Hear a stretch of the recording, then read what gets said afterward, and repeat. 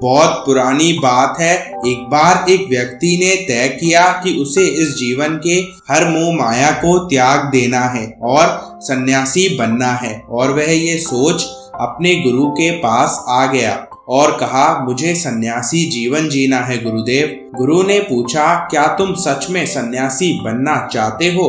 तब व्यक्ति ने कहा, बिल्कुल हाँ। तब गुरु ने कहा, ठीक है, आज के बाद से तू मुझसे कभी नहीं मिलेगा। जब जरूरत होगी मैं खुद तुझे बुला लूंगा। इस आश्रम में 500 से भी ज्यादा सन्यासी है, तुझे भी उनकी तरह रहना है। व्यक्ति ने कहा, ठीक है, और वह जाकर एक बंद कमरे में चुपचाप बैठ जाता है। उसे चावल कूटने का काम दिया गया। वह हर रोज 500 सन्यासी के लिए चावल कूटता। जब कभी थक जाता तो वह वहीं पर सो जाता और फिर वापस उठकर चावल कूटने लगता। उसे लगता था जब गुरुजी को उसकी जरूरत होगी तो वो खुद उसे बुला लेंगे, और इसी इंतजार में वह रह रहा था। वह सुबह से शाम तक बस चावल कूटता रहता, क्योंकि गुरुजी ने उसे यही करने को कहा था। 12 सालों तक यही चलता रहा, लेकिन तब तक वह बेहद शांत हो गया था। उसके मन में न कोई विचार न कोई अड़चन, वह इसी काम में लगा रहता था।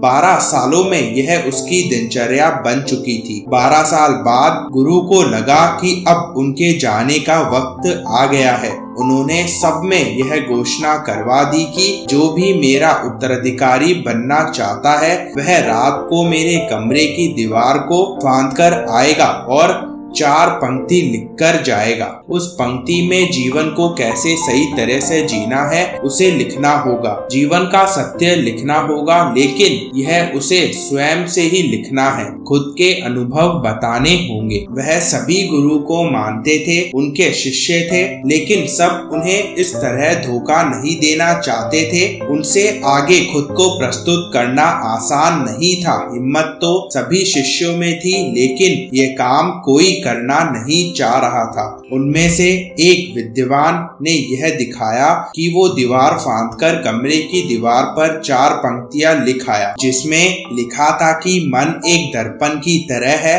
जिसमें धूल जम जाती है, और उस धूल को साफ कर दो तो सत्य अनुभव में आ जाता है और सत्य मिल जाता है। सुबह गुरु उठे तो उन्होंने देखा और बोला, ये किस मूर्ख ने मेरी दीवार खराब कर दी, उसे पकड़कर लेकर आओ। लेकिन वह विद्वान यह लिख रात में ही भाग गया था, क्योंकि ये विचार उसके नहीं थे।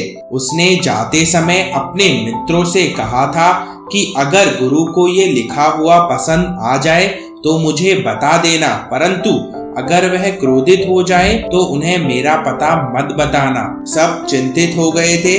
सभी लोग ये मानते थे कि इतने सुंदर शब्द तो है। मन एक दर्पण की तरह है जिनमें शब्दों विचारों की धूल जम जाती है। वहीं उसे साफ कर दे तो सत्य का प्रतिबिंब दिखाई देने लगता है। इसमें कहाँ कुछ गलत है। गुरुजी तो कुछ ज्यादा ही सख्त है। देखते हैं वो इससे ऊंची बातें कहाँ से लाते हैं। पूरे आश्रम में यही बातें चल रही थी। उन्हीं में से 4 व्यक्ति एक दूसरे से बात करते हुए उस चावल कूटने वाले के पास से निकले। उनकी बातें सुनकर वह हंसने लगा। वह चारों ये देख सोचने लगे और पूछा, इसमें हंसने की क्या बात है? तो वह बोला कि सही तो कह रहे हैं गुरुजी, किस ना समझ ने ये लिखा है। यह सुन वह चारों भड़क गए और बोले, तुम क्या जानो, इतने सालों से बस चावल ही कूट रहे हो, तुम्हें शास्त्रों के ज्ञान के बारे में क्या पता है? अगर ये शब्द गलत है तो तुम इससे अच्छा कोई शब्द बताओ।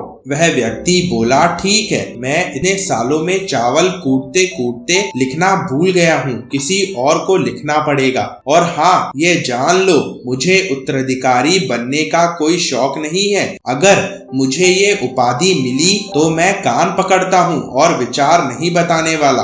तब उन चारों ने कहा, अरे तू हमें बता तो सही, हम लिखते हैं। व्यक्ति ने कहा, लिखो। कैसे दर्पण कैसी धूल, ना कोई दर्पण ना कोई धूल, जो इसे इसे जान लेता है सत्य को प्राप्त हो जाता है। आधी रात को ये पढ़कर गुरु उस चावल कूटने वाले के पास गए और कहा, अब तू यहाँ से भाग जा, वरना ये 500 के 500 तुझे मार डालेंगे। यह मेरा झोला ले, तू मेरा उत्तराधिकारी बनना चाहे या ना चाहे इससे कोई फर्क नहीं पड़ता, लेकिन मैंने तुझे ही अपना उत्तराधिकारी माना है, और अगर ये बात इन सबको पता चल गई तो ये बर्दाश्त नहीं कर पाएंगे कि एक चावल कूटने वाला उत्तराधिकारी कैसे बन जाएगा, वह कैसे सत्य को प्राप्त हो गया, आत्मज्ञान को प्राप्त हो गया, और ये शास्त्र जानने वाले सर पीटते रह गए। इसलिए तू यहाँ से दूर भाग जा। अतः एक बार गौतम बुद्ध ने भी अपने शिष्य से कहा था कि जब तुम्हारे अंदर भी विचार आना बंद हो जाएंगे, उस दिन तुम सत्य का अनुभव कर पाओगे, खुद को, ब्रह्मांड को समझ पाओगे, और यही बुद्धत्व प्राप्ति का पहला कदम है। मन को शांत करने का पहला तरीका जो बौद्ध ग्रंथों में बताया गया है, और वो है खुद के विचारों पर काम करना। आपके अंदर क्या चल रहा है उसे अच्छी तरह समझना, ना कि अपने विचारों को कहीं भी दबा देना। ऐसा करना गलत है। मन भटकेगा, बार बार भटकेगा, लेकिन जब भी आपको ऐसा लगे, आप तुरंत अपने विचारों का निरीक्षण करना और शुरू कर देना। आप कुछ समय बाद ये जान जाओगे कि आप अपने विचारों को लंबे समय तक ऑब्जर्व करने लगे हो। हर तरह के अच्छे बुरे विचार आपके मन में आ रहे हैं, लेकिन आप उसके साथ किसी तरह की छेड़खानी नहीं करते हो। एक समय आने पर आप खुद के विचारों पर आराम से कंट्रोल कर लेंगे। आप आने वाले कल या बीते कल की चिंता ना करके अपने वर्तमान में जियोगे। जो भी इस समय आपके सामने है, आपको उस पर अपना ध्यान केंद्रित करना है।